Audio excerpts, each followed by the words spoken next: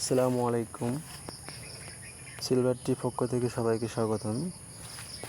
তো আজকে আমি আপনাদেরকে একটা জিনিস দেখাবো। জানি না কে কতটুকু চিনেন, বাট ফলটা অনেক সুস্বাদু। এই যে দেখতে পাচ্ছেন ফলগুলা, এই ফলগুলা খাওয়ার মতো মানুষ নেই। চাইলে বিক্রি করা যাইতো, বাট সময়ের অভাবে এটা করা হয়নি। তো এটা কী ফল বলে আপনারা ডাকেন জানি না। এই যে ফলগুলো পড়ে সাড়ে ছিটে আছে, এই যে উপরে গাছের সব ফল নিচে পড়ে গেছে। এই যে দিনের বেলার জন্য, রোদের জন্য দেখা যাচ্ছে না, নিচে পড়ে অবস্থা খারাপ। তো কে কী ফল নামে ডাকেন অবশ্যই কমেন্ট বক্সে জানাবেন। এই যে এ হলো গাছটি। আমাদের নোয়াখালী ভাষায় এটাকে কেউ মণ্ডল বলে, কেউ অম্বুজ বলে।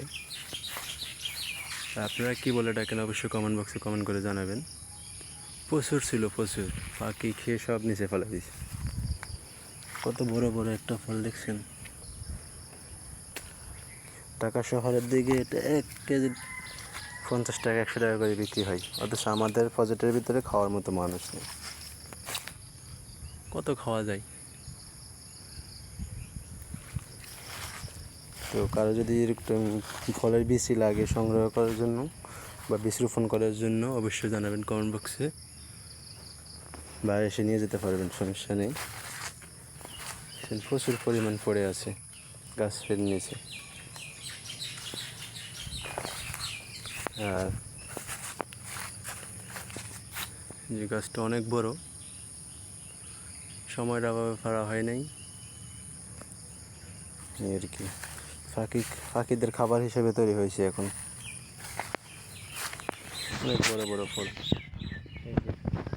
পড়ে আসে, অনেক সুন্দর, ঘাসের সাথে মিশে গেছে, দেখতে অনেক সুন্দর লাগে অবশ্য। তো অবশ্যই কমেন্ট বক্সে জানাবেন কে কী ফল নামে চিনেন এই ফলটাকে। আল্লাহ হাফেজ।